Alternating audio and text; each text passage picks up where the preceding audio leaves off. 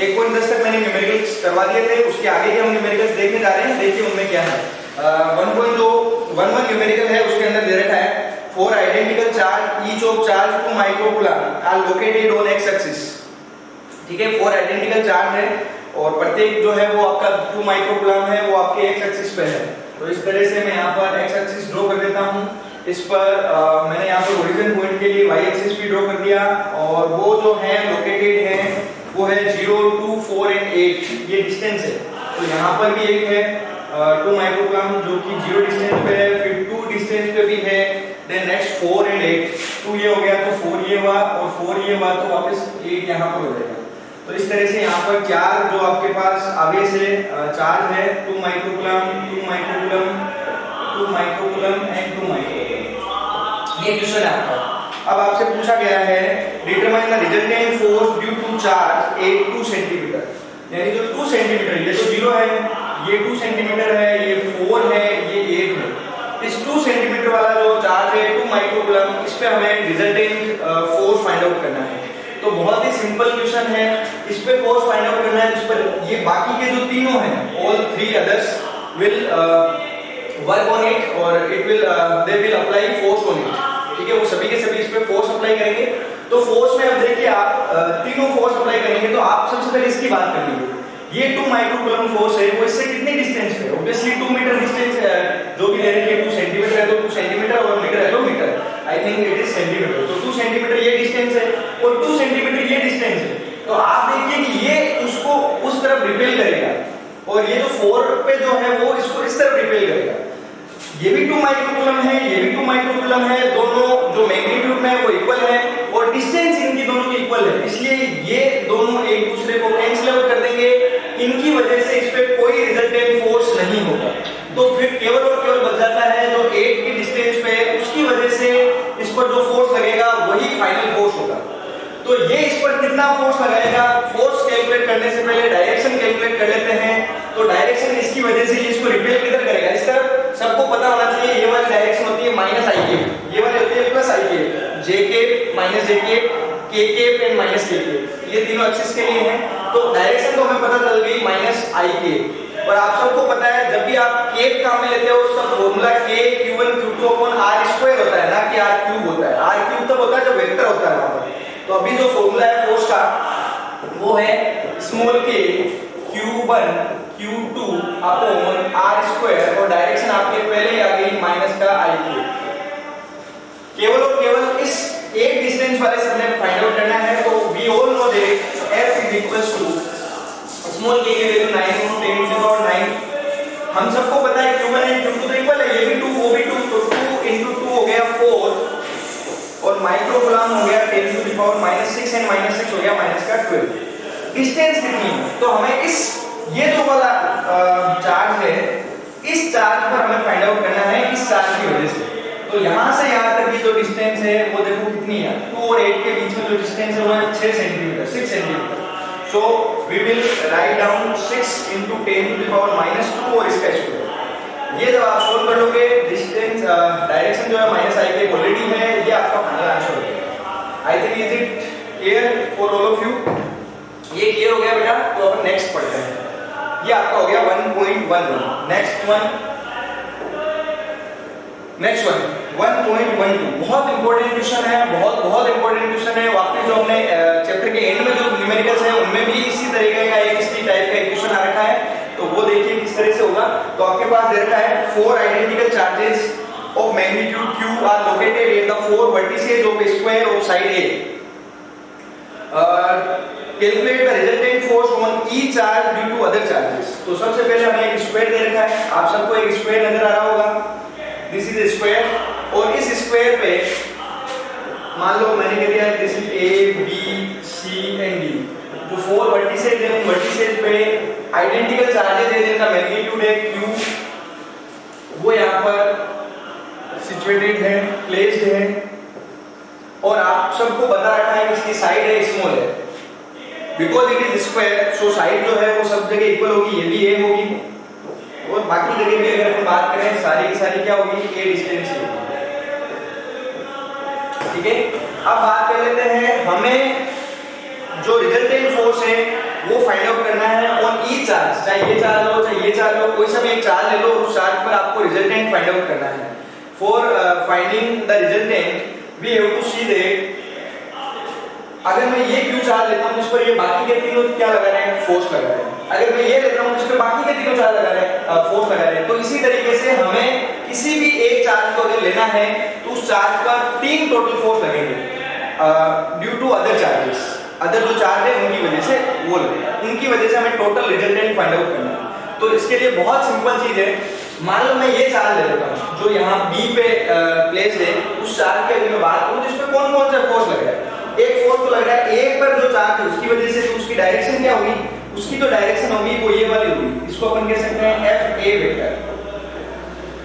ये डायरेक्शन क्यों हुई, इधर नीचे क्यों नहीं हुआ, बाकी जगह क्यों नहीं हुआ, तो इसके बारे में मैं पहले ही क्लियर कर चुका हूं कि फोर्स जो है यहाँ पर कूलम्ब्स लॉ से जो फाइंड आउट करते हैं, it is a central force, और सेंट्रल फोर्स जो लाइन जोइंग होती है उसके अकॉर्डिंगली लगता है, दैट्स व्हाई ये इसी तरह लग रहा है। अच्छा, डायरेक्शन इधर भी तो हो सकती थी, तो उसका रीजन है यहाँ पर रिपल्सन, ये जो है इस क्यू को ये क्यू जो है वो रिपेल करेगा, तो रिपेल करेगा तो इधर ही जाएगा, ठीक है। फिर सेकंड सी की वजह से वो भी इसको रिपेल करेगा किस तरफ, नीचे की साइड, तो इसको मैंने नाम दे दिया F C vector. I think 2 force है वो तो आपको नजर आ गए होंगे। नेक्स्ट अपन बात करते हैं नेक्स्ट वन एफ डी की वजह से, डी की वजह से जो फोर्स होगा वो बिल्कुल इन दोनों को लाइन जोइनिंग जो है उसके अकॉर्डिंग इस डायरेक्शन में लगेगा, इसको मैंने बोल दिया एफ डी वेक्टर। क्या इतना आपको क्लियर हुआ? अगर इतना क्लियर हो गया तो बाकी चीजें बहुत इजी है, अब तो कुछ बचा ही नहीं इस क्वेश्चन में। आप लोग थंब दे सकते हो, थंब नहीं दो तो कमेंट बॉक्स में लिख सकते हो, आपको कोई भी प्रॉब्लम है कमेंट बॉक्स में लिखे बेटा, ओके। अब बात करते हैं कि ये कैलकुलेट कैसे करें, F A F C F D, अगर एक ही डायरेक्शन में होते तो हमने सीखा एक ही डायरेक्शन में होने पर हम क्या कर लेते हैं, हम उनको ऐड कर लेते हैं, अगर अपोजिट डायरेक्शन है तो उनको सब्ट्रैक्ट कर लेते हैं, या अगर इक्वल है तो कैंसिल आउट कर लेते हैं। लेकिन यहाँ तो अलग-अलग डायरेक्शन है, 3 अलग-अलग डायरेक्शन है, तो हम लोगों ने एक कोसाइन रूल पढ़ा है 11th क्लास में, we have studied cosine rule, you know that, you know about cosine rule for resultant to finding the resultant of a vector. देखो क्या है, मैं रिपीट कर देता हूं, मैंने जैसे आपको प्रॉमिस किया था कि 11th की जो भी चीजें होगी वो भी मैं साथ साथ लेता रहूंगा। तो देखिए क्या चीज थी, आप लोगों ने यानी हम सब लोगों ने ये पढ़ा है कि अगर दो आपके पास वेक्टर है p vector and q vector,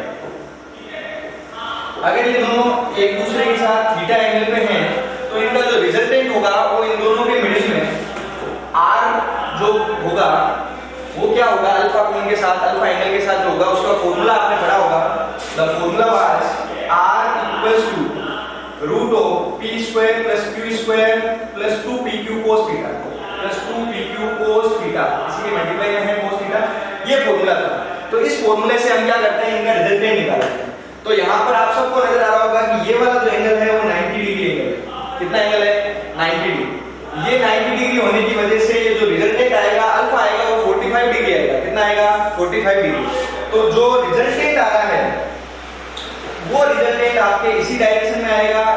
किन किन का रिजल्टेंट है, एफ ए और एफ सी का जो रिजल्टेंट होगा जिसको मैं मान लो एफ डैश वेक्टर बोल देता हूं, तो ये इस डायरेक्शन में आएगा। अच्छा आएगा कितना, वो इस फॉर्मूले से कैलकुलेट करेंगे अपन। तो इस फॉर्मूले से अगर अपन कैलकुलेट करते हैं तो देखो यहाँ पर एफ डैश का जो फॉर्मूला हो जाएगा वो हो जाएगा F dash equals to firstly F A का स्क्वायर प्लस एफ सी का square plus 2FAFC cos theta, theta यहाँ पर 90 डिग्री है and we all know that cos 90 is equals to 0, that's why यहाँ पर क्या आ जाएगा 0। आई थिंक इतना क्लियर हो गया होगा, ये बात सभी को क्लियर हो गई, ओके।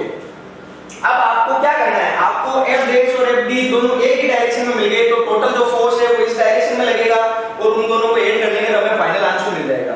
इन दोनों को ऐड करते ही हमें फाइनल आंसर मिलेगा, लेकिन उसकी डायरेक्शन आप क्या बताओगे, D से D, तो dB the direction will B dB, the force will be in the dB direction, okay. अब हमें F डैश कैलकुलेट करना है यहाँ से और F D कैलकुलेट करना है, बस ये वैल्यू पुट करनी है। तो F डैश कैलकुलेट कैसे करना है ये भी बताऊं, या समझ में आ रखा है, चलो मैं बता देता हूं, ओके। तो यहाँ पर हमें F A F C and F D अलग-अलग फाइंड आउट करना है। तो सबसे पहले मैं बात करता हूँ F A की, F A क्या होगा, तो F A मैं चलो यहाँ बता देता हूँ।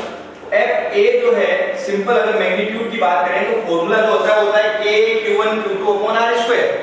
Here k q1 and q2 सारे इक्वल है तो q स्क्वायर होना है हर जगह, तो k q square upon distance का स्क्वायर, तो fa यहां से यहां तक डिस्टेंस a है इसलिए यहां पर आ गया a स्क्वायर। fa क्लियर हो गया। अब अगर हम बात करें f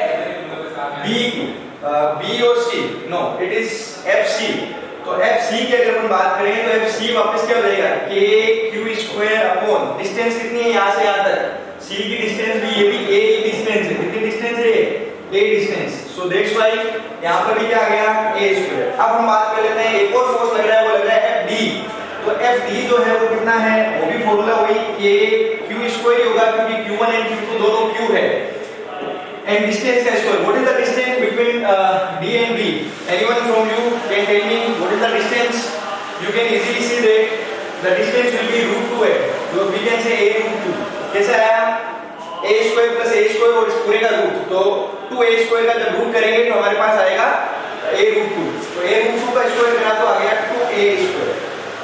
इस तरह से आपको तीनों वैल्यू मिल गई, fd की वैल्यू मिल गई, fc की, fa की, तो fa और fc की वैल्यू जब पुट करेंगे तो हमें f डैश मिल जाएगा, क्या मिल जाएगा f डैश। तो मैं नेक्स्ट स्लाइड ले लेता हूं, आप लोग एक बार देखिए, हमारे पास जो f डैश का फॉर्मूला है उसका मैग्नीट्यूड है वो है fa स्क्वायर प्लस fd का स्क्वायर, सॉरी c का स्क्वायर, और आपने अभी अभी देखा था पिछली स्लाइड में कि fa और fc दोनों इक्वल है, कितना है kq square upon a square, kq square upon a square है, यस भावना वेरी गुड बेटा, kq square upon a square है तो दोनों इक्वल है, तो हम इसको ऐसे लिख सकते हैं कि f dash equals to 2fa square. ये क्यों लिखा, क्योंकि we all know that fa is equals to fc, fa है वो fc के इक्वल है, और वैल्यू कितनी है अभी अभी हमने सॉल्व किया था kq square upon a square, तो दोनों इक्वल है, ये हमने यहां पर लिख दिया। बताओ इसका f डैश की वैल्यू क्या आएगी, फिर f डैश की वैल्यू आ जाएगी √2 fa स्क्वायर की वैल्यू fa, क्योंकि स्क्वायर है रूट में है तो बाहर केवल और केवल fa आएगा, ओनली सिंगल पावर भी यहां से बाहर आएगी, तो √2 fa की वैल्यू ये रही kq स्क्वायर अपॉन a, और हमारे पास ऑलरेडी fd दे रखा है, देखिए एक बार सब लोग एक बार देखिए इधर, हमारे पास fd पहले से ये रहा, अभी अभी हमने कैलकुलेट किया f डैश, अगर हम इन दोनों को ऐड कर लेते हैं तो हमारे पास फाइनली जो रिजल्टेंट फोर्स है वो हमें मिल जाएगा। तो रिजल्टेंट फोर्स देखो क्या होगा, रिजल्टेंट फोर्स को अगर मैं f कहूं तो वो है f dash plus fd dash, तो √2 kq square upon a square plus kq square upon what was the value 2a square, I think it is the value of fd, kq square upon 2a square, ये आप रख दिया, यहां common क्या आएगा, anyone from you just tell me what will be the common, fast please quick, you are telling me common obviously kq square and a square, so we can write kq square upon a square, और inside के bracket में आ जाएगा आपके √2 plus 1/2, इसको solve करोगे यही आपका न्यूटन में आंसर है। This is the final answer for the question number 1.12। Is it clear for you, just give me thumb otherwise comment it is clear for you, okay I think it is clear, yes okay thank you। now we are taking the another question, that is 1.13, बहुत important question है, ये भी बहुत अच्छा question है, just see it, what is the question, what it is saying, it is just saying that infinite charges of 4 microcoulomb, infinite charges are at 1 meter 2 meter 4 meter 8 meter and hence on distances on x-axis, determine the force on 1 coulomb charge at origin due to these charges। बहुत अच्छा question है, देखो पहले इस question को समझ लीजिए, आपको कहा है कि x-axis पर इनफिनिट चार्ज है, इनफिनाइट चार्ज है, वो भी 4 माइक्रोकूलम के, तो ओरिजिन पर एक 1 कूलम रख रखा है, तो ओरिजिन भी हमने यहाँ पर बना दिया, दिस इज द ओरिजिन, यहाँ पर एक 1 कूलम का चार्ज है, फिर हमें कहा गया कि यहाँ से 1 मीटर की डिस्टेंस पे, दिस इज 1 मीटर डिस्टेंस, यहाँ पर एक 4 माइक्रोकूलम है, फिर यहाँ पर अगर हम बात करें तो वापस 2 मीटर पे भी एक 4 माइक्रोकूलम है, फिर 2 के बाद में 4 मीटर डिस्टेंस रहेगा तो ये 1 ये 2 2 का डबल यहाँ पर हो गया 4 मीटर, यहाँ पर भी एक 4 माइक्रोकूलम है, फिर 8 मीटर पे भी है, और ये जो चीज है वो पूरी इंफिनिटी तक जा रही है, यानी कि 4 माइक्रोकूलम के इंफिनिटी चार्ज है यहाँ पर, ठीक है। इन सब की वजह से 1 कूलम पर आपको टोटल जो फोर्स है वो फाइंड आउट करना है, ऐसा क्वेश्चन है। तो आप सब बताइए मुझे, केवल और केवल मैं तब तक आगे नहीं बढ़ूंगा जब तक आप मुझे रिस्पॉन्स नहीं दोगे। बिना रिस्पॉन्स के क्लास का मतलब नहीं है, अदरवाइज मैं रिकॉर्डेड दूंगा बेटा। अगर आप आज रिस्पॉन्स नहीं दोगे तो फिर रिकॉर्डेड क्लासेस होगी, ऐसी क्लासेस का कोई मतलब नहीं है। रिकॉर्डेड क्लास देख लेना, डाउट होगा तो पूछ लेना। आप मुझे रिस्पॉन्स देना, मैं जो आपसे पूछ रहा हूं, क्योंकि मैं ये चीजें समझा चुका हूं already. You have understood that. Just see, ये सारे जितने भी चार्ज हैं, जो 4 माइक्रो कूलम इधर चार्ज है, ये 1 कूलम पर फोर्स लगाएंगे। तो डायरेक्शन क्या होगी, केवल मुझे डायरेक्शन बता दीजिए, केप के रूप में डायरेक्शन बता दीजिए मुझे फटाफट कमेंट बॉक्स में। केप के रूप में, या अदरवाइज अपने आप को म्यूट अगर कर सकते हो तो वैसे बता दीजिए, जैसे भी बताना चाहते हो फटाफट बताइए। मेरी क्लास में वही रहेगा जो मुझे रिप्लाई देगा, चाहे वो आपका मिस्टेक हो सकती है, कोई बात नहीं, इट इज ओके, मिस्टेक होना कोई बड़ी बात नहीं है, लेकिन कम से कम आप रिप्लाई तो करो बेटा। डायरेक्शन पूछिए। इन सब की वजह से 1 कूलम पर जो फोर्स लगेगा उसकी डायरेक्शन क्या होगी, I cap, J cap, K cap, minus I cap, minus J cap, minus K cap, क्या होगी? ये 6 ऑप्शन दे दिए मैंने, इनमें से कोई है बताओ फटाफट।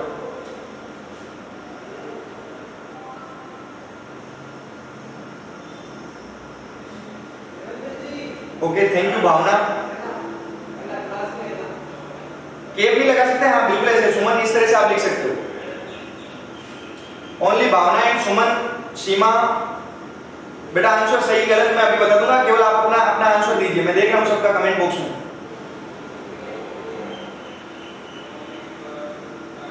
ओके सौरभ, अभी तक मेरे पास 4 जनों के आए हैं, बाकियों के मेरे पास आंसर नहीं आए हैं। मनीषा का आ गया, योगेश का आ गया। बेटा बाकी के जो भी स्टूडेंट्स हैं, आप लोगों को रिप्लाई तो करना होगा बेटा। आप लोग ऐसे बैठे नहीं रह सकते, फिर क्लास का मतलब नहीं है। फिर आप इस तरह से YouTube पर खूब सारे वीडियोस पड़े हैं बेटा, कोई सा भी देख लो आप, मेरे से बहुत अच्छे अच्छे वीडियोस पड़े हैं। रिकॉर्डेड क्लासेस देख लिया करो फिर, अगर ऐसे नहीं करते आप लोग। कृष्णा का और महादेव का भी रिप्लाई आ गया है। मैं वेट करूंगा आखिरी स्टूडेंट तक। टोटल आप 17 पार्टिसिपेंट्स हैं। Manisha is saying capital Q क्या है? कैपिटल क्यू चार्ज है बेटा, where is capital Q here? Manisha एक बार मैं आपको अनम्यूट कर रहा हूं, आप मुझे वैसे पूछ लेना जो भी पूछना चाहते हो ना। हाँ मनीषा, अब आप पूछ सकते हो, अपने आप को अनम्यूट करके। ओके, काफी स्टूडेंट्स के रिप्लाई हैं बेटा। इसका क्वेश्चन क्या है? Okay, I am repeating the question. Question ये है कि हमारे यहाँ पर ओरिजिन पर एक 1 कूलम चार्ज है, और इसके बाद इधर बहुत सारे चार्ज है, सारे के सारे पॉजिटिव चार्ज है, जैसा कि आप देख सकते हो 4 माइक्रोकूलम, 4 माइक्रोकूलम एंड 4 माइक्रोकूलम। इन सब की वजह से इस पर जो फोर्स लगेगा उसकी डायरेक्शन क्या होगी ये बताना है। 6 ऑप्शन दिए थे मैंने, आई cap, J cap, K cap, minus I cap, minus A cap, minus K cap, इनमें से आपको आंसर देना है। ओके, आपका अगर क्वेश्चन पूरा हो गया तो अपने आप को आप म्यूट कर सकते हो।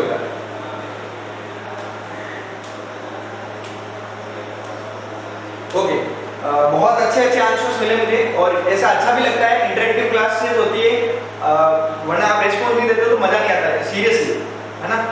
आप भी कुछ बोलते हो, मैं वापस रिप्लाई देता हूँ तो आपको भी अच्छा लगता है, तो मैं बोलता हूँ तो उसका आप कम से कम वैल्यू तो करो कि मैं कब से गला फाड़ के बोल रहा हूँ, और आप बिल्कुल उसका कोई रेस्पॉन्स नहीं देते हो तो ये अच्छा नहीं लगता है। जिन्होंने भी रेस्पॉन्स दिया, वेरी गुड बेटा, मुझे ऐसा ही रेस्पॉन्स चाहिए। गलत होना कोई बुरी बात नहीं है, लेकिन बिल्कुल चुपचाप बैठे रहना, बिल्कुल डमी की तरह बैठे रहना, that is very very we can say बहुत गलत है, ठीक है।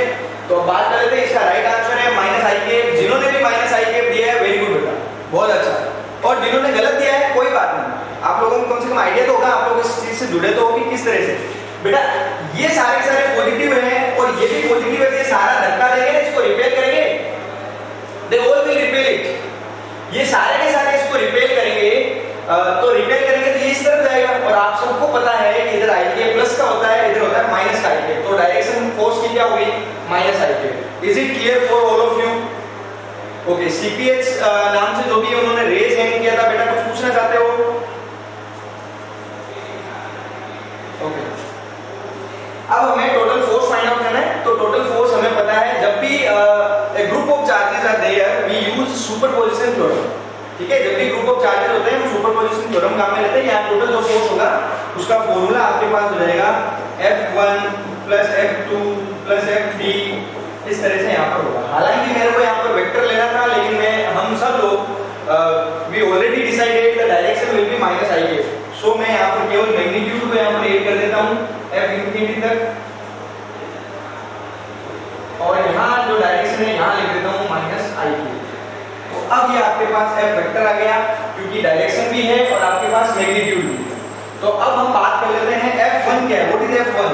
तो F1 यहाँ पर अगर मैं इसको कहूँ Q1, इसको मैं कह देता हूँ Q1, यहाँ मैं लिख देता हूँ Q1 is equal to 1 coulomb and Q2 जो है वो आपके पास है 4 माइक्रो कूलम।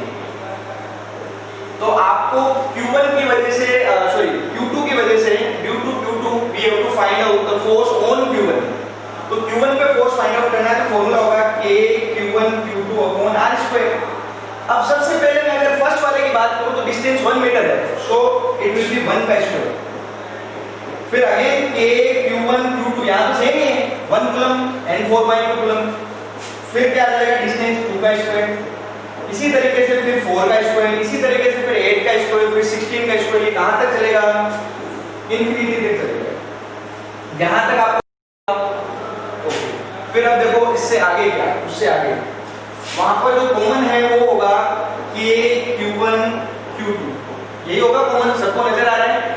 एंड ब्रैकेट में होगा 1 अपॉन 1 का square, we can write 1 upon 1, then again 1 upon 4, अगर वहां पर 4 का स्क्वायर होता तो 1 अपॉन 16, और ये इंफिनिटी तक है। आप में से अगर कोई मैथ्स का स्टूडेंट है तो उन्होंने जीपी पढ़ी थी 8.5 चैप्टर मैथ्स का 11th क्लास में। जिन्होंने नहीं पढ़ा कोई बात नहीं, माइनस का नहीं, हैंड्स ऑन इंफिनिटी कर रखा है, ठीक है, हैंड्स ऑन इंफिनिटी मैंने शो कर रखा है। अब यहाँ पर अगर हम बात करें, ये जो जीपी नजर आई कैसे, इसको 1/4 से मल्टीप्लाई किया 1/4 आ गया, इसको मल्टीप्लाई किया 1/4 से 1/16 आ गया, फिर आगे आपके पास फिर इसको आप 1/4 से मल्टीप्लाई करते तो 1/64 आता। तो ये एक जीपी, और इस जीपी में आपको नजर आ रहा होगा जो फर्स्ट जो टर्म है जिसको हम a से डिनोट करते हैं दैट इज 1/1, और वी कैन से 1/1 क्या होता है 1। और अगर मैं r की बात करूं यहाँ पर तो स्मॉल r जो है वो कितना है 1/4। ये आपके पास दो चीजें हैं। इस तरह की सीक्वेंस को अगर हमें ऐड करना हो तो उसका एक फॉर्मूला होता है, हमेशा याद रखना। मैथ्स वालों को तो पता होगा, बायो वालों के लिए बता देता हूं, जब कभी भी किसी जीपी को इंफिनिटी तक ऐड करना हो तो उसका फॉर्मूला होता है a/1 minus r, a/1 minus r। ये फॉर्मूला होता है, इस पूरे का जो सम होगा वो इसके इक्वल होगा, ठीक है। तो हमारे पास फाइनल आंसर आ जाएगा k की वैल्यू 9 × 10⁹, q1 की वैल्यू 1 कूलम, q2 की वैल्यू 4 माइक्रो कूलम। यहाँ ऊपर अगर a की बात करें तो a की वैल्यू 1 और 1/1 माइनस 1/4। बेटा ये आपका फाइनल आंसर आ गया, this is the final answer, okay. इसको सोल्व करना है, मल्टीप्लाई करना है, 3/4 ऊपर जाएगा तो 4/3 हो जाएगा, इसको मल्टीप्लाई करोगे आपके पास आंसर आ जाएगा इजी, कोई इसमें बड़ी कैलकुलेशन नहीं है, सिंपल 9 4 जा करके वो आपको इसको कैलकुलेट करना है, ठीक है। Okay, we are taking another example. ये यहाँ पर किसी को डाउट है तो बेटा आप कमेंट बॉक्स में लिख सकते हो, कहीं पर भी कुछ भी अगर आपको नहीं समझ में आया तो आप मेरे से पूछ सकते हो, anything related to questions, okay. Now we will talk about 1.14 है an oil drop has charge equal to that of 12 electrons given that. इसमें देखो अभी पिछले वाले क्वेश्चन में गिवन दैट इसलिए नहीं लिखा था मैंने क्योंकि हमने डायग्राम से शो कर दिया था जो भी गिवन था। इसमें हमें गिवन जो है वो है Q is the charge that is equals to 12E and 12E will be 12 multiplied by 1.6 multiplied by 10 to the power minus 19 coulomb, ये आपको गिवन है। फिर again it is in equilibrium with the stationary electric field। Electric field दे रखा आपको that is 2.55 multiplied by 10 to the power 4 newton per coulomb. Then if the density of oil, oil की जो density है, density आपको show कर रखी है रो से, that is 1.26 into 10 to the power 3, the unit is kilogram पर मीटर क्यूब। ये सारी वैल्यूज आपको दे रखी है। अब आपको पूछा है then determine the radius of oil drop. Oil drop की रेडियस फाइंड आउट करनी। बहुत सिंपल सवाल है, बहुत इजी सवाल है, मतलब बहुत इजी है। इजी कैसे है, आपको ये सारी चीजें दे रखी है, आपको रेडियस फाइंड आउट करनी है। तो सबसे पहले तो इक्विलिब्रियम वर्ड कभी भी आ जाता है, इक्विलिब्रियम वर्ड आ जाता है तो आपको ये देखना है कि वहां पर फोर्स जो है टोटल वो जीरो है। फोर्स है वो एक तरह से अपन कह सकते हैं ऑपोजिट फोर्स इक्वल है, और एक ही डायरेक्शन वालों का अगर अपन सम करें तो वो जीरो है। ठीक है, तो यहाँ पर अगर अपन बात करें CPH11, are you asking something? बेटा आपका रेज हैंड आया है, मैं आपको अनम्यूट कर रहा हूँ। ठीक है,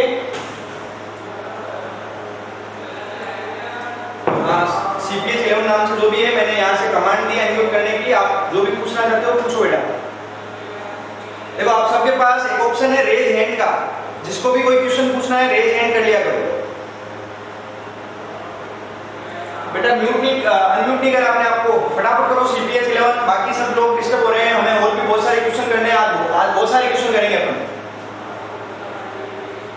प्लीज प्लीज फास्ट। CPH अगर कुछ प्रॉब्लम नहीं है तो वैसे भी बोल दो, एक बार तो अनम्यूट करो अपने आप को।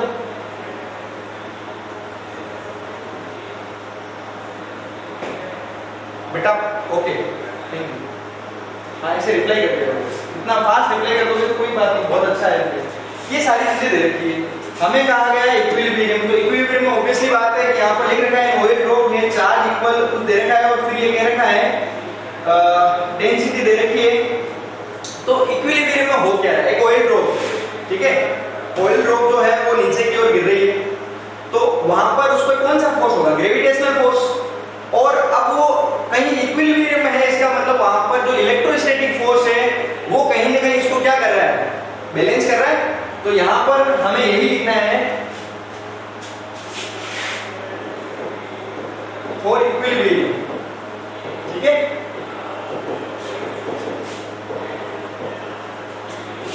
Electrostatic force will be equals to gravitational force. वैसे तो इलेक्ट्रिकल फोर्स जो होता है कूलम्ब लॉ से आता है K Q1 Q2 R², वहां पर G M1 M2 बटा R², लेकिन यहाँ पर क्या है, एक ही चार्ज रहता है Q, तो that's why we have studied electric field intensity. So यहाँ पर Fe क्या हो जाएगा, Q मल्टीप्लाई बाई E। हमने पढ़ा E बराबर है F upon Q, E is equal to F upon Q। और Fg है, उसके लिए भी हम सबने पढ़ रखा है Mg। क्या इतना सबको समझ में आ रहा है, QE इक्वल्स टू mg। बस हमने दोनों इक्विलिब्रियम में ये कंडीशन है वो हमने रख दी, प्रूव कर दी। अब Q की वैल्यू हमारे पास है, E की वैल्यू है, M की वैल्यू हमारे पास नहीं है ना, लेकिन हमें यहाँ पर डेंसिटी दे रखी है। We have given the density and we know the formula of magnitude mass in terms of density, that is volume multiply by density.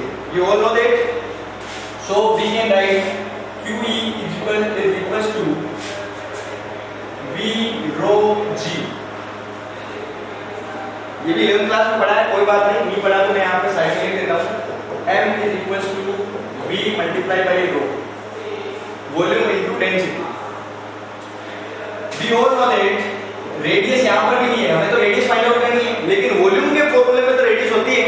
और ऑयल ड्रॉप है, oil drop is spherical form, is in spherical form, so that's why the volume will be 4/3 pi r cube, 4/3 pi r cube, rho multiplied by g। ये आपका final solution का एक part आ गया। यहीं से आप solution find out कर सकते हो। कैसे, look, we have the value of small q, we have the value of capital E, we all know that pi 22/7, we know that rho it is given, and we also know that g is 9.8 meter per second square। We only don't have r, and that is the question, we have to find out small r। so यहाँ से आप बाकी सारी values रख दो, small r find out कर लोगे। मैं आगे लिखूं, आप अगर नहीं समझ में आया तो otherwise I think you will attempt it. Answer होगा 3QE अपॉन 4 पाई रो G।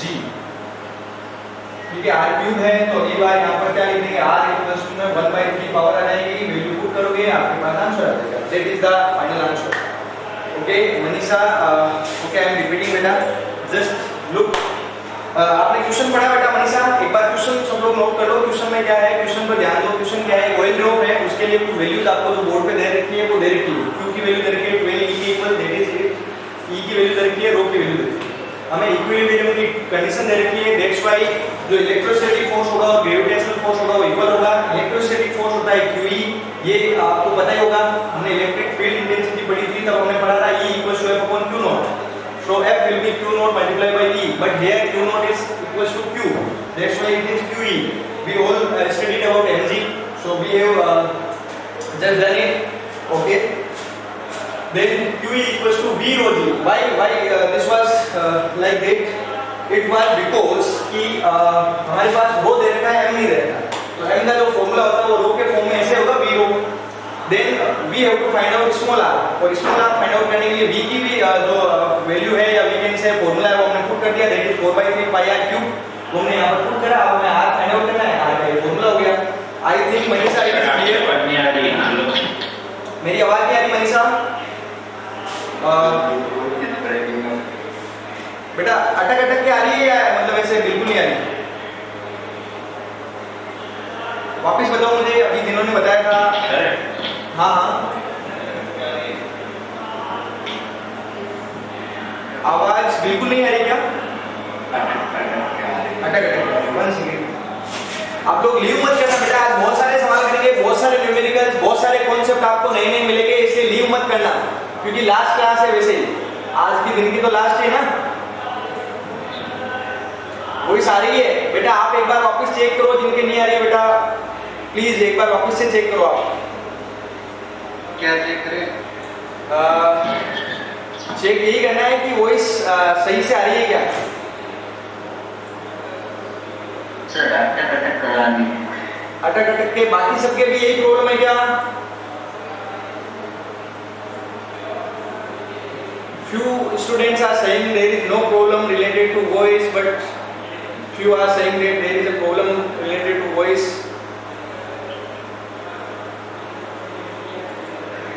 बेटा जब सही आने लग जाएंगे ना तो मुझे बता देना. I am just working on it.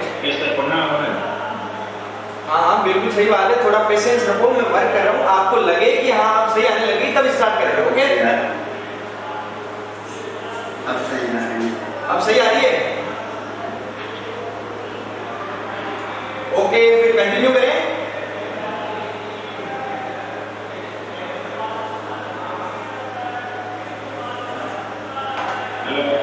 हाँ हाँ हेलो.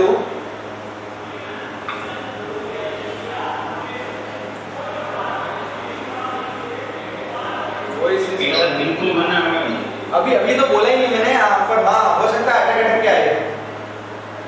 हाँ सर अटक जा. तो चलो अटक अटक के आ रही है तो थोड़ा मैं एक बार इसको देख लेता हूँ. वापस से डिस्कनेक्ट करके कनेक्ट कर रहा हूँ तो शायद सही हो जाए. एक बार मैं डिस्कनेक्ट करके वापस कनेक्ट करता हूँ. Okay now voice is clear.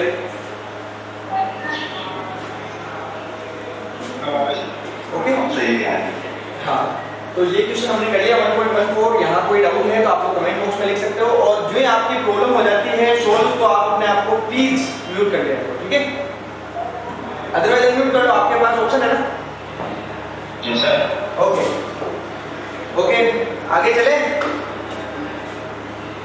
हाँ नेक्स्ट क्वेश्चन है आपका 1.15.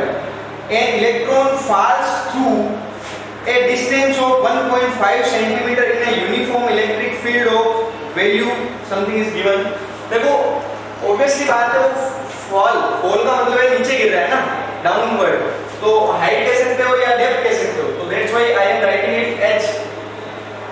h की वैल्यू जो आपको गिवन है वो है 1.5 centimetre. You can write it 1.5 multiply by 10 to the power -2 metre. Then electric field हमें दे रखा है. इलेक्ट्रिक फील्ड की जो वैल्यू है न्यूटन पर कूलम अगर फॉर्मूला यूनिट है तो it is 2 multiply by 10 to the power 4 newton per coulomb. When the direction of electric field is reversed, जब इलेक्ट्रिक फील्ड की डायरेक्शन रिवर्स कर दी जाती है। A proton falls to the same distance, calculate the time of fall in each case, compare the free fall due to gravity. देखो बेटा question क्या है, क्वेश्चन क्या कह रहा है उसको एक बार आप समझिए।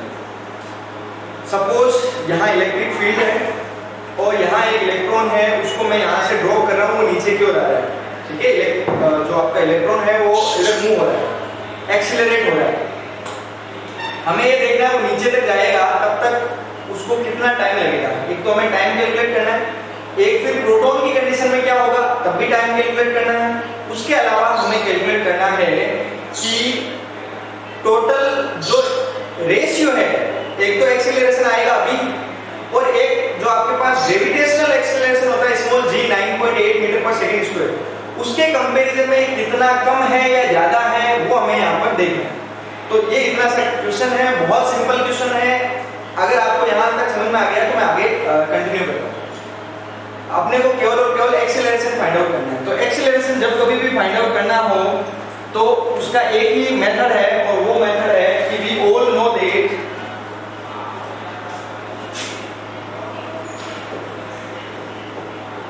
अभी लिखा था mg बराबर qe, यहाँ पर मैं लिख रहा हूँ ma बराबर qe। वाई? बिकॉज हमें a फाइंड आउट करना है। अगर एक्सीलरेशन फाइंड आउट करना है तो ये फॉर्मूला, और एक्सीलरेशन मान लो ग्रेविटेशनल फोर्स के उसमें अगर मान लो वो मूव हो रहा है तो then we will have small g। ma बराबर qe लिखा, इलेक्ट्रॉन है इसलिए इलेक्ट्रॉन के लिए me होगा मास, और इलेक्ट्रॉन का एक्सीलरेशन मैंने कह दिया ae है। Q चाहे इलेक्ट्रॉन हो चाहे प्रोटॉन, दोनों के लिए सेम है, तो यहाँ पर कोई डिस्टरबेंस नहीं होगा। अगर AE का फॉर्मूला देखें तो that will be AE equals to Q multiply by capital E upon me। This is the formula for acceleration of electron. Similarly proton के लिए एक्सीलरेशन का जो फॉर्मूला होगा वो क्या हो जाएगा, AP equals to QE upon MP। और हम सबको वैल्यूज पता है, we all know that the values. What is the value of me, that is 9.1 into 10 to the power minus 31 kilogram, and Q की वैल्यू सबको पता है 1.67 into 10 to the power minus 27 kilogram, इसके लिए हो जाएगा m। ये सारी चीजें हमें पता है। Q हमें गिवन है, E गिवन है, बताओ एक्सीलरेशन आ जाएगा कि नहीं आ जाएगा। You will find out the acceleration. Acceleration find out हो जाएगा आपको, तो आपको रेशियो निकालना है, कंपेयर करना है g से। g की वैल्यू होती है 9.8। एक पार्ट तो हो गया क्वेश्चन का, बस इतना ही, इतना सा क्वेश्चन है, समझ में आई बात। अब एक और पार्ट है, अनदर पार्ट जो है वो पार्ट है कि आपको टाइम कैलकुलेट करना है। तो टाइम कैलकुलेट करने के लिए हमें डिस्टेंस दे रखी है, हाइट दे रखी है, और डिस्टेंस और हाइट से रिलेटेड आपके पास एक इक्वेशन नंबर 2 है of speed. What is that? s is equals to ut plus half at square. आप लोगों ने 11th क्लास में पढ़ी थी, s is equals to ut plus half at square. Starting में जो स्पीड है वो 0 है, that's why ut will be 0। s की जगह हमारे पास h है, तो h will be half at square.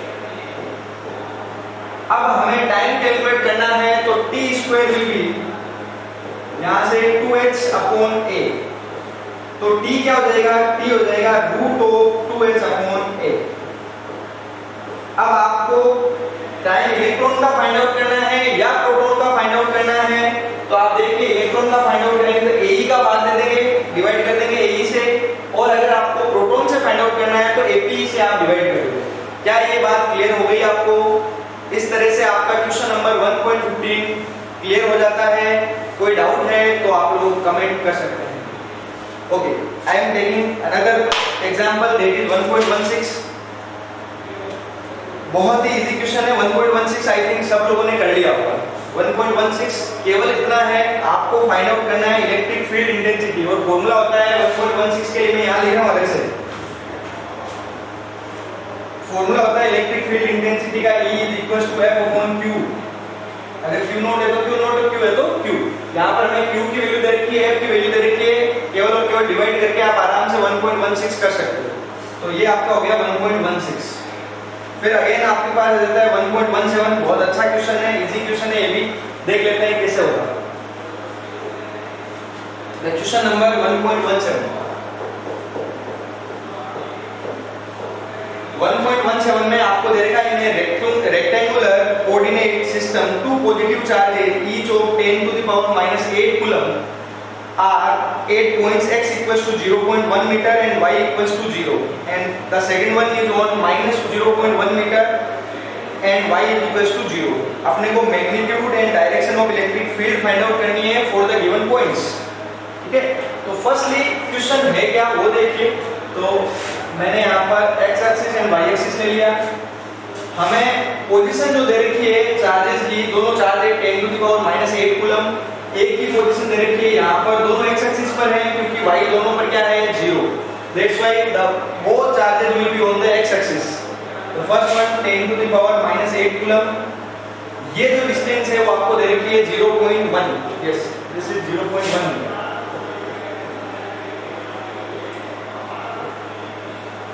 Again फिर जो इस साइड दे रखा है माइनस 0.1 की पोजीशन पर, यहाँ पर भी एक आपके पास चार्ज है that is 10 to the power minus 8 coulomb. दोनों इक्वल है. डिस्टेंस यहाँ से भी जो है वो भी 0.1 मीटर है. कितनी है 0.1 मीटर. आपको ये जूम कर सकते हो अगर वैसे नहीं नजर आ रहा है तो थोड़ा सा जूम कर लो स्क्रीन को. यहाँ पर भी 0.1 मीटर डिस्टेंस है, ये भी 0.1 मीटर है. What are you saying? Please repeat again. क्या हुआ? Any problem? वही प्रॉब्लम वापस आने लगी क्या? देखो एक चीज मैं आपको क्लियर कर दूं बेटा. वॉइस का इश्यू ये है कि अपने 1 या 2 मिनट का फ्लक्चुएशन आता है. मुझे पता है कि वो आ रहा है, बार बार आ रहा है, रोज ही आपको इस ऐसी प्रॉब्लम का आपको फेस करना पड़ता है. उसका अभी सॉल्यूशन है नहीं क्योंकि ब्रॉडबैंड का जो कनेक्शन है वो नहीं है. वाईफाई से अपन लोग कनेक्टेड है तो हो सकता है 1-2 मिनट का फ्लक्चुएशन आ जाए. उन 1-2 मिनट तक आप लोग पेशेंस बनाए रखें. मैं उस दौरान की जो भी चीजें हैं वो वापस रिपीट कर दूंगा. 1-2 मिनट में आपको वॉइस एंड वीडियो वापस क्लियर आने लगेगा. आई थिंक अभी क्लियर है. क्या अभी सही आ रही है ना? तो ये हो रहा है. ठीक है. टेक्निकल प्रॉब्लम आती है सर. हाँ, टेक्निकल प्रॉब्लम्स है वाईफाई इंटरनेट की वजह से. ओके, तो ये क्वेश्चन समझ में आएगा यहाँ तक? यस और नो? जब क्वेश्चन की बात करता हूँ तो आप लोग जवाब नहीं देते हो. देते हैं. कहाँ कुछ कहा नहीं. अच्छा, हम किया था बेटा, वो स्क्रीन मेरे सामने है नहीं. सुमन मैं वापस रिपीट कर रहा हूँ. ओके, देखो क्वेश्चन क्या है. आपके पास दो चार्ज की पोजीशन दे रखी है. एक्स एक्सिस पे दो चार्ज है. एक्स एक्सिस पे क्यों है? क्योंकि वाई कोऑर्डिनेट दोनों का 0 है. That's why the both charges are on X axis. दोनों जो चार्ज है वो आइडेंटिकल है, इक्वल है. 10 to the power minus 8 coulomb ये है और 10 to the power minus 8 coulomb ये है. ओरिजिन से दोनों की डिस्टेंस इक्वल है 0.1 मीटर 0.1 मीटर. आप देख सकते हो टोटल डिस्टेंस होगी 0.2 metre in between these two charges. अब हमें अलग अलग मैं म्यूट कर देता हूं उसको.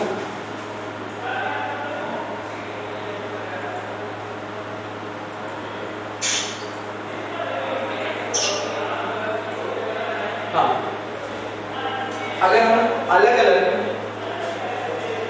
पोजीशन की बात करें, अलग अलग पॉइंट्स की बात करें, उन पर हमें अगर फाइंड आउट करना है टोटल फोर्स, तो देखिए किस तरह से फाइंड आउट करते हैं. हमारा क्वेश्चन है sorry electric field find out करना है. तो सबसे पहले ओरिजिन पे फाइंड आउट करना है. एक बार के लिए सोचिए, यहाँ पर अगर मैं पुट कर देता हूँ टेस्ट चार्ज, इस पॉइंट पर टेस्ट चार्ज पुट कर रखा है, तो इसकी वजह से जो फोर्स लगेगा वो इस डायरेक्शन में लगेगा, माइनस आई कैप डायरेक्शन में. इसकी वजह से जो फोर्स लगेगा वो प्लस आई कैप डायरेक्शन में लगेगा. जितना फोर्स या जितना इलेक्ट्रिक फील्ड ये अप्लाई करेगा उतना का उतना ये अप्लाई करेगा. दोनों मैग्नीट्यूड में इक्वल हैं और ऑपोजिट हैं. दैट्स व्हाई टोटल जो इलेक्ट्रिक फील्ड होगा इस पॉइंट पर वो 0 होगा. पहला पॉइंट क्लियर हो गया होगा आपको. E1 माइनस E2 होगा यहाँ पर, वो कि 0 हो जाएगा क्योंकि यहाँ पर E1 और E2 क्या है? इक्वल. इक्वल क्यों है? क्योंकि we all know that the formula between KQ upon R². K की वैल्यू इक्वल है, Q की वैल्यू दोनों जगह 10 टू द पावर माइनस 8 है. डिस्टेंस जो R है वो 0.1 मीटर इधर है, 0.1 मीटर इधर है. तो इस वजह से फर्स्ट पॉइंट पर जो टोटल नेट इलेक्ट्रिक फील्ड आएगा वो आएगा टोटल 0.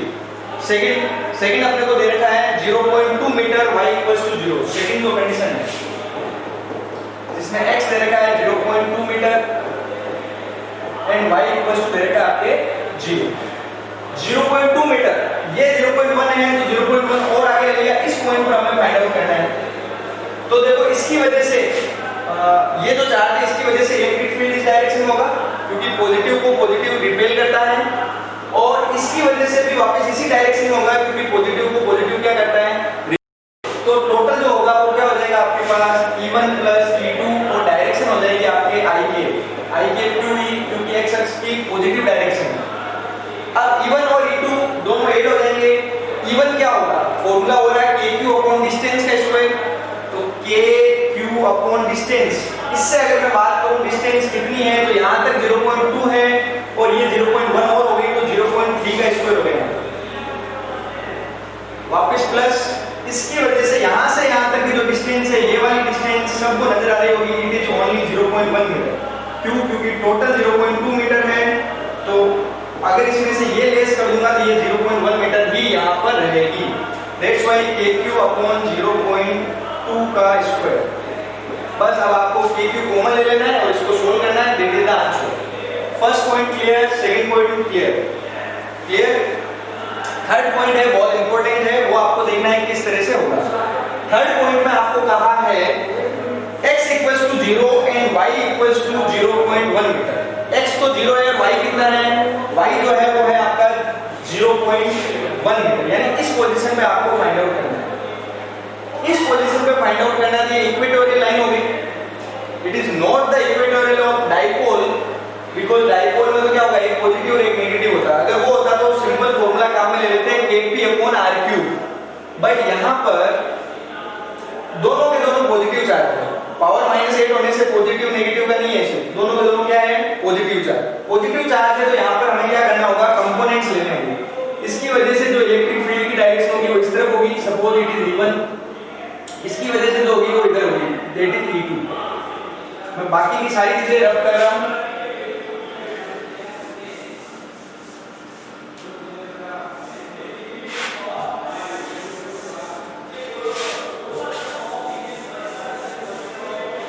यहाँ ध्यान देना, E1 वेक्टर और E2 वेक्टर जो आया है, अब कईयों के दिमाग में आता है सर ये एरो आगे क्यों बढ़ा है, यहीं पर रख लेते हैं, यहाँ पर भी तो रख सकते थे, ये भी तो एरो वही है।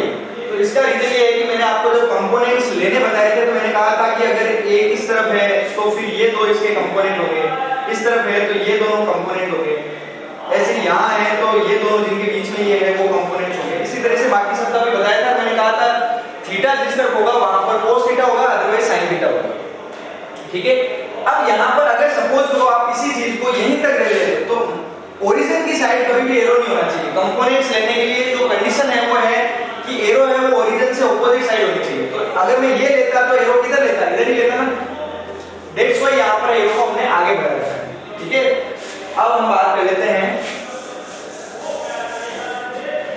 इनके कंपोनेंट्स की। पहले थीटा चेक कर लो, तो यहाँ पर अगर मैं बात करूँ ये थीटा है तो वापस ये भी थीटा होगा, और ये थीटा है तो वापस ये भी थीटा होगा। थीटा आपको मिल रखा है तो E2 का जो कंपोनेंट होगा इस डायरेक्शन में हो जाएगा E2 cos थीटा, और ऊपर की अपर डायरेक्शन जो होगी वहां पर हो जाएगा E2 sin थीटा, यहाँ पर हो जाएगा E2 sin थीटा। ठीक है, क्या ये दिख रहा है आप सबको, E2 sin थीटा स्क्रीन पर नजर आ रहा होगा आपको। ओके, देन आप वापस E1 की बात करें तो थीटा आपके किस तरफ है, इस तरफ, तो इस डायरेक्शन में हो जाएगा E1 cos थीटा, और वापस अपवर्ड डायरेक्शन में हो जाएगा E1 sin थीटा, जो कि मैं यहां नाम लिखा हूं E1 sin थीटा, वो अपवर्ड डायरेक्शन में। E2 cos थीटा है, E1 cos थीटा ऑपोजिट है। E1 और E2 अभी हमने चेक किया था दोनों इक्वल होंगे क्योंकि डिस्टेंस इक्वल है, तो ये दोनों एक दूसरे से कैंसिल होंगे। फाइनली जो आपके पास इलेक्ट्रिक फील्ड आएगा वो किस तरफ आएगा, अपवर्ड डायरेक्शन में। और अपवर्ड डायरेक्शन में अगर अपन बात करें तो वो हो जाएगा total E equals to E1 sin theta plus E2 sin theta. जो हमने डेरिवेशन किया था इक्वेटोरियल लाइन वाला, वहां पर sin थीटा कैंसिल आउट हो जाते थे और cos थीटा ऐड हो जाते थे। यहाँ पर देखो cos थीटा कैंसिल आउट हो गए, sin थीटा ऐड हो गए। रीजन ये है कि दोनों के दोनों पॉजिटिव चार्ज है, इसलिए कंपोनेंट्स अलग-अलग हो गए। अब हम बात कर लेते हैं E1 और E2 दोनों इक्वल है, तो मैं इसको लिख सकता हूं 2E1 sin थीटा। यहाँ पर थीटा जो है 45 डिग्री होगा, अपन चेक कर सकते हैं easily. We know that sin theta is equals to perpendicular upon hypotenuse, value 1/√2 आएगी, इसको सोल्व करोगे तो 1/√2 होते हैं 45 डिग्री। तो यहाँ थीटा 45 डिग्री आएगा, तो sin 45 डिग्री की वैल्यू 1/√2 और इवन की वैल्यू आपके पास है kq अपॉन डिस्टेंस का स्क्वायर, kq अपॉन डिस्टेंस 0.1 है। ये आपका इस तरह से पूरा क्वेश्चन हो जाता है। कोई प्रॉब्लम है तो आप कमेंट में लिखें, नहीं लिखते हो तो मैं यही मान के चलूंगा कि आपका क्लियर हो गया। लिखो, कोई हो नहीं रहा है, जो भी डाउट है कुछ भी वापस पूछना है पूछ लीजिए, अदरवाइज फिर मैं नेक्स्ट क्वेश्चन पे आगे बढ़ जाऊंगा। You are asking something, if you are not asking anything, then I am just moving forward. I am taking another slide, another example. The next example is 1.18.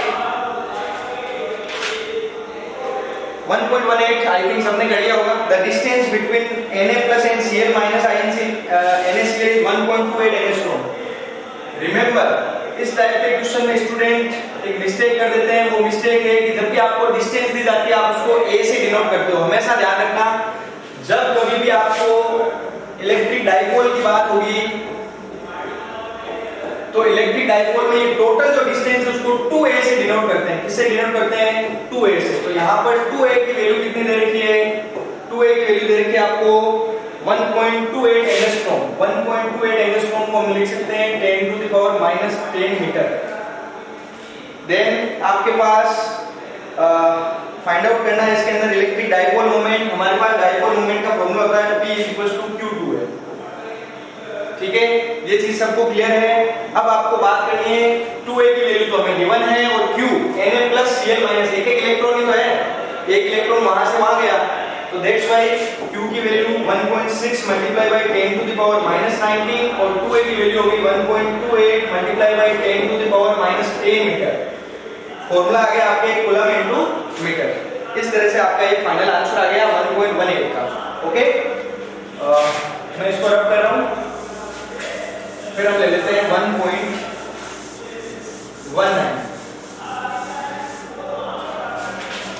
1.19 जो है वो आपका है 2.5 microcoulomb and -5 microcoulomb. Obviously 5 and -5 दे रखा है, identical charge है, but nature जो है वो ऑपोजिट है, तो ये डाइपोल बना देगा। क्या बना देगा? Electric dipole. और डाइपोल के लिए हमारे पास एक्सियल लाइन के लिए जो फॉर्मूला आता है वो तो है आपके लिए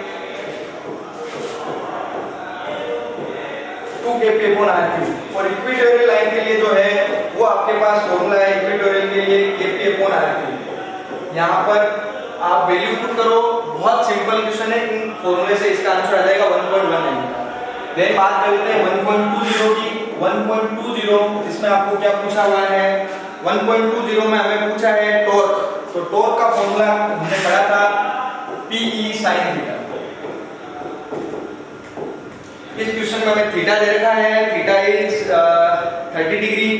हमें इलेक्ट्रिक फील्ड दे रखा है E एंड हमें चार्ज दे रखे हैं, तो यहाँ पर P नहीं दे रखा है। So we know that P = Q2a। 2a distance दे रखी है, E sin theta value put करोगे तो आपके पास टॉ आ जाएगा। इस तरह से आपके सारे न्यूमेरिकल्स हो जाते हैं। एक इससे रिलेटेड क्वेश्चन आपको क्विज में भी दे रखा है, जो आप अभी सोल्व शायद करा होगा कईयों ने, उस पे इनाम भी है, आप सबको बता रखा होगा। तो क्विज में एक क्वेश्चन ऐसा रखा है, एक क्वेश्चन तो मैं बता देता हूँ शायद आपका सही हो जाए। वहां पर एक कंडीशन पूछी गई है कि अनस्टेबल कब होता है? तो जो आपके पास डाइपोल होता है वो डाइपोल 3 कंडीशन होती है। जब आप थीटा 0 डिग्री लेते हो, जब थीटा = 90 डिग्री लेते हो, थीटा = 180 डिग्री लेते हो। तो आपके पास जो इक्विलिब्रियम वाली कंडीशन होती है, स्टेबल कंडीशन होती है, वो तो होती है थीटा = 0 डिग्री। थीटा = 0 डिग्री पे डाइपोल एकदम ऐसे रहता है, इधर -q इधर +q, तो ये कहीं रोटेट नहीं होता, इसलिए ये है स्टेबल इक्विलिब्रियम। लेकिन जब थीटा = 90 डिग्री लेते हो तो रोटेशन सबसे ज्यादा होता है, इसलिए तो मैक्सिमम हो जाता है, क्योंकि sin 90 डिग्री 1 होता है। sin 90 डिग्री की वैल्यू क्या होती है? 1। और जब थीटा = 180 डिग्री लेते हो, यानी कि प्लस इधर माइनस इधर, तो रोटेशन जो होता है उसको आप इक्विलिब्रियम में कैसे तो सकते हो, लेकिन वो अनस्टेबल होने की वजह से इसको आप कंडीशन को ध्यान रखना। पूछा जाता है अनस्टेबल इक्विलिब्रियम की क्या कंडीशन है, तो इट इज द कंडीशन। इस तरह से आपका पूरा चैप्टर कंप्लीट हो जाता है अब कल की एक क्लास और रख रहा हूं मैं चैप्टर 1 से रिलेटेड जो भी प्रॉब्लम्स है, जहां कहीं भी प्रॉब्लम्स है, चाहे वो क्विज में हो, चाहे आपकी बुक में हो, चाहे आपके चैप्टर के एंड में हो, जहां कहीं भी प्रॉब्लम है, 1 मिनट मनीषा, 1 मिनट में अभी आपको अनम्यूट करता हूं। जहां कहीं भी प्रॉब्लम है, चाहे वो आपके चैप्टर के एंड में जो न्यूमेरिकल्स दे रखे हैं वो प्रॉब्लम्स कल आप सेलेक्ट करके लाइए, वो सोल्व करेंगे तो 1 आवर में अपनी प्रॉब्लम्स दूर हो जाएगी और ये चैप्टर कंप्लीट हो जाएगा। ठीक है, मुझे पता है अभी फिर से वापस वीडियो कट रहा है, ऑडियो कट रहा है, ऐसी प्रॉब्लम्स आएगी बेटा, 1-2 मिनट में आता है, फिर वापस वो स्टेबल हो जाता है। ओके मनीषा, बेटा रेज हैंड किसने किया था, एक बार वापस से रेज हैंड करो, गायब हो गया। मनीषा 2-3 है यहाँ पर, मनीषा सांगवा या मनीषा बुगासा। बेटा मैं किसको अनम्यूट करूं, मुझे फटाफट बताओ। चलो मैं सभी को कर रहा हूं, जिसको जो पूछना है पूछ लेना। मेरी तरफ से चैप्टर 1 कंप्लीट है। Yes, battery about to die, so we are going to end this session very soon. Yogesh, just listen 1 or 2 things what am I just saying to you. I am just saying मेरी तरफ से from my side chapter 1 completed है। या बेटा बोलो वापस। बेटा आपकी आवाज आता है? कौन सा क्वेश्चन? न्यूमेरिकल क्वेश्चन नंबर 4 और 9। ओके 1 सेकंड बेटा। जो चैप्टर के एंड में बिल्कुल ओके 4 एंड 9 बिल्कुल बहुत अच्छे क्वेश्चन है। देखो 4th वन,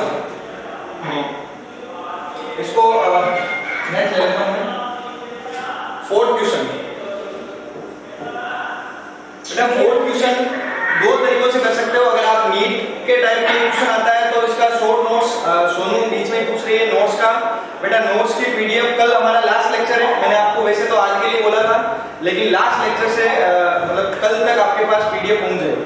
ठीक है, ओनली कल तक आपको वेट करना पड़ेगा, या तो आज नहीं तो कल। आज थोड़ा क्विज बनाने में टाइम लग गया था और मतलब नेक्स्ट डे आपको पीडीएफ मिल जाएगी। अब बात करते हैं 4th वन। एक तो इसका शॉर्ट तरीका, हमेशा ध्यान रखो, अगर जब कभी भी आपको थीटा रिमेन सेम, ऐसा क्वेश्चन में आ जाता है theta remain same and you have to find out epsilon R. What is epsilon R? We have to find out dielectric constant, that is epsilon R. ये फाइंड आउट करना है। तो इसका जो सिंपल सा फॉर्मूला होता है, वो फॉर्मूला क्या होता है? वो होता है rho upon rho minus sigma. ठीक है, ये फॉर्मूला है, मतलब शॉर्टेस्ट आंसर के लिए। रो की वैल्यू यहां पर आपके पास दे रखी 1.6 माइनस 0.8, तो 1.6 अपॉन 1.6 में से 0.8 लेस किया तो व्हाट 0.8 और इसको मल्टीप्लाई कर दोगे तो डिवाइड कर दोगे तो आ जाएगा 2। अब ये फॉर्मूला आया कैसे? अगर ये जानना है तो देखिए किस तरह से आया। ठीक है, बाकी आप इतना सा कर दोगे तो ये पूरा है, मतलब कंप्लीट इसका सॉल्यूशन। अब मैं बता देता हूँ इसका डिटेलिंग आंसर क्या है। डिटेल में आंसर अगर आपको देखना है तो किस तरह से बेटा, तो इसको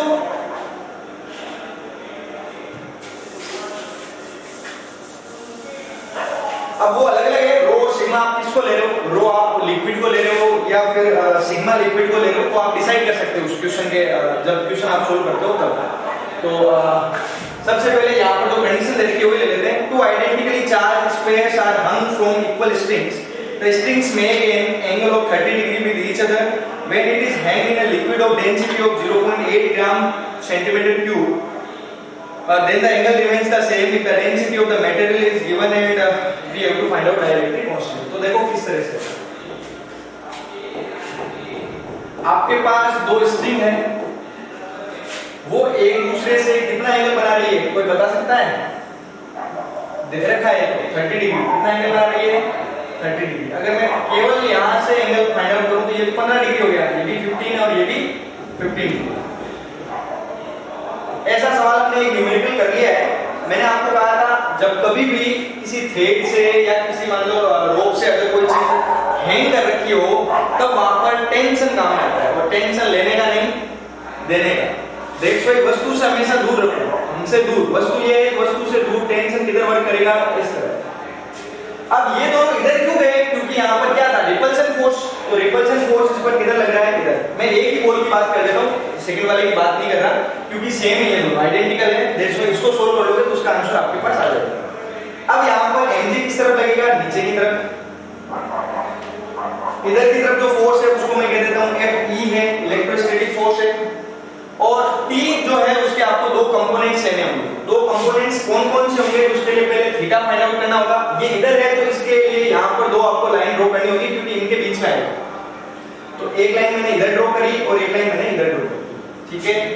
अब थीटा की बात करें तो z जो है वो ऐसे बन रहा है, तो यहाँ पर थीटा मान लो 15 डिग्री को मैं थीटा कह दूं तो इधर ही होगा, समझ आ रही बात।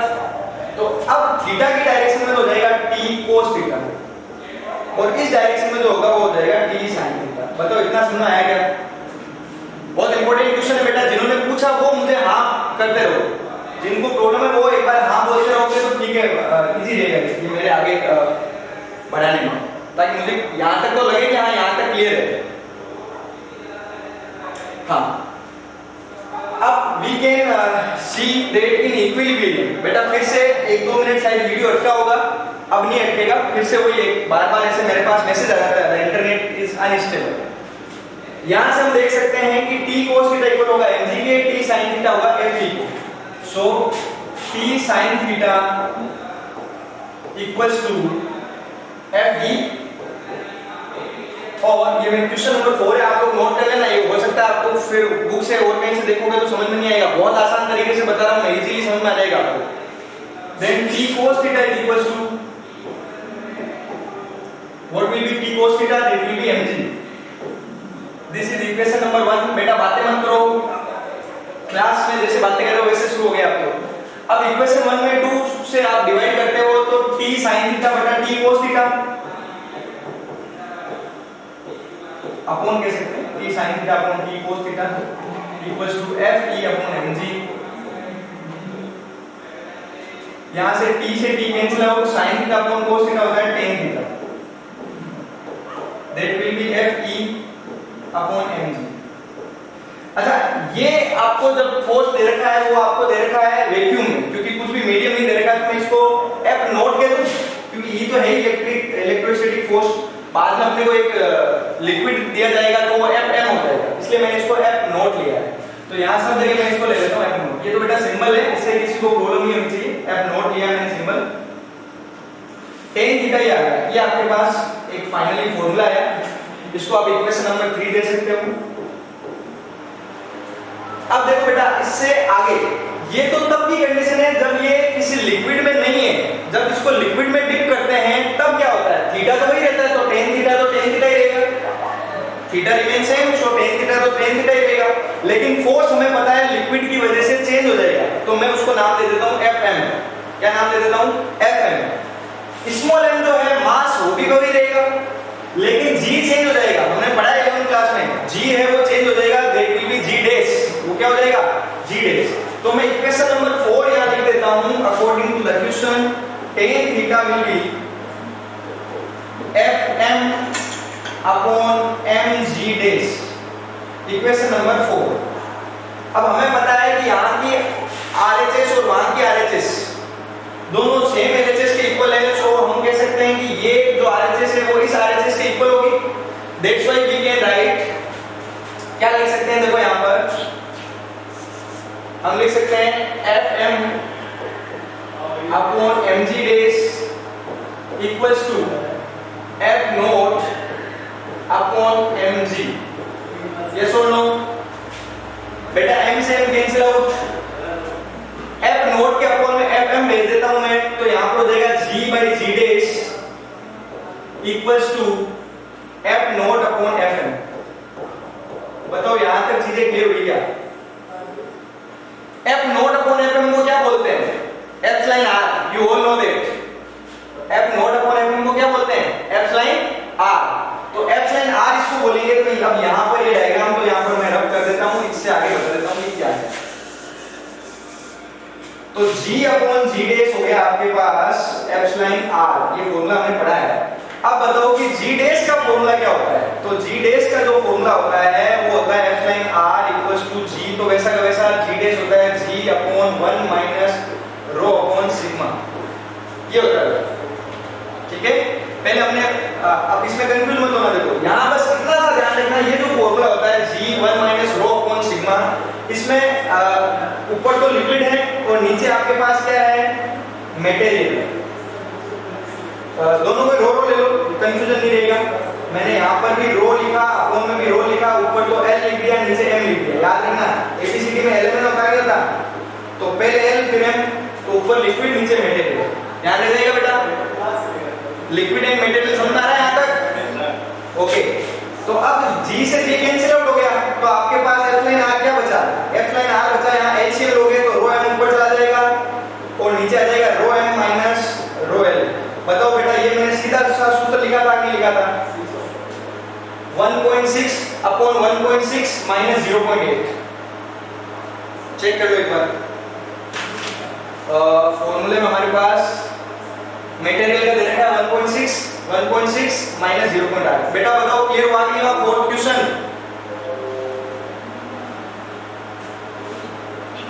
आप थंब लिखते, थंब देते हो तो मुझे नहीं दिखाई दे रहा क्योंकि मेरे पास केवल चैट बॉक्स ओपन है, या फिर आप बोल सकते हो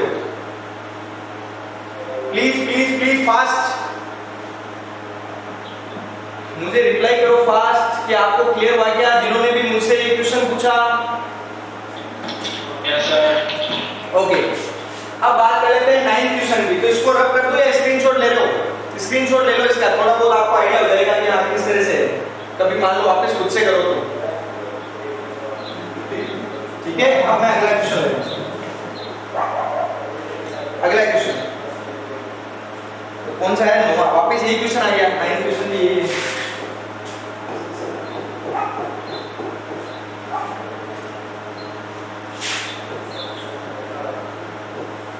सेम क्वेश्चन है, सेम चीजें वही बिल्कुल, मतलब सेम है, ये एग्जांपल की तरह है।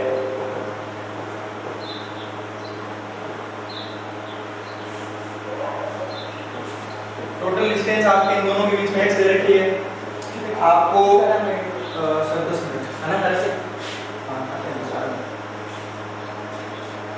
ये आपके पास है। अब इसमें कैलाश आप स्कूल के ग्रुप में ज्वाइन नहीं हो, एक काम करो आप कृपनाम जी सर के पास जो नंबर है ना 9929 वाले, उस पे आप एक मैसेज छोड़ दो, अपना नाम लिख करके, क्लास लिख करके, मीडियम लिख करके, आज ऐड हो जाओगे, ठीक है। कैलाश यस बोलो अगर मेरी बात आप तक पहुंच गई है तो। I conveyed my message, just reply me if you received it.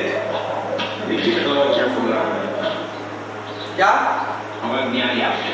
मेरी आवाज नहीं आ रही है? अभी तो आनी चाहिए आवाज। नहीं सर। चलो ये जो है वो तो दिख रहा है आपको स्क्रीन पर? तो ओके, स्क्रीन पर जो लिखा हुआ वो दिख रहा है? हाँ। ओके, एक बार क्योंकि लास्ट क्वेश्चन है और ऑलरेडी जो हमने पढ़ा है उसी से रिलेटेड है, तो एक बार आप उसको ऐसे ही समझोगे तो समझ में आ जाएगा, नहीं तो कल फिर देखेंगे, ठीक है। एक बार देखिए, अब इसमें पूछा क्या अपने को इसमें पूछा है then calculate the distance x in the equilibrium state. Equilibrium state में अपने को x कैलकुलेट करना है, ठीक है। और थीटा की वैल्यू जो दे रखी है वो आपको यहाँ पर 5 डिग्री दे रखी है। चलो इसको सोल्व करते हैं। तो सोल्व करने पर वही यहाँ पर टेंशन होगा अप साइड, मतलब इस साइड, और फिर इसके दो आपके पास क्या होंगे कंपोनेंट्स। अपने को पता है ये थीटा है, तो यहाँ पर भी वापस क्या होगा थीटा, तो अपवर्ड डायरेक्शन में होगा t cos थीटा और इस डायरेक्शन में होगा t sin थीटा, ठीक है। इधर आपके पास फोर्स वो होगा जो इलेक्ट्रोस्टैटिक फोर्स लग रहा है और नीचे की साइड आपके पास होगा mg। तो क्वेश्चन वही बनना है, इक्वेशन वही बननी है, t sin थीटा बराबर equals to we can say f and t cos theta will be equals to mg। Equation 1 and 2 में जब आप इनसे सोल्व करते हो तो आपके पास आ जाता है tan थीटा और tan थीटा आ जाएगा f अपॉन mg। ओके, क्या यहाँ तक क्लियर हो रहा है? अब आपको f की बात करनी है, तो f क्या है? tan थीटा इज इक्वल है तो a q square upon r square, जो भी डिस्टेंस है वो x है, तो यहाँ पर आ जाएगा x स्क्वायर mg। हमारे पास सब कुछ तो है, थीटा है, m है, g है, केवल tan थीटा को tan थीटा रहने देना, बुक वाले ने आगे सोल्व करा होगा, लेकिन हमारे पास tan डिग्री की या tan 5 डिग्री की वैल्यू नहीं है ना, कैलकुलेट करनी है आपको। तो बस x स्क्वायर फाइंड आउट करेंगे, x स्क्वायर इधर आ गया, आपके पास आ जाएगा x square equals to kq square upon mg tan theta. बेटा ये लिख करके वैल्यू पुट कर दोगे तो आपका आंसर बिल्कुल करेक्ट है। किसी को कोई डाउट हो तो बोलो, अदरवाइज आज के लिए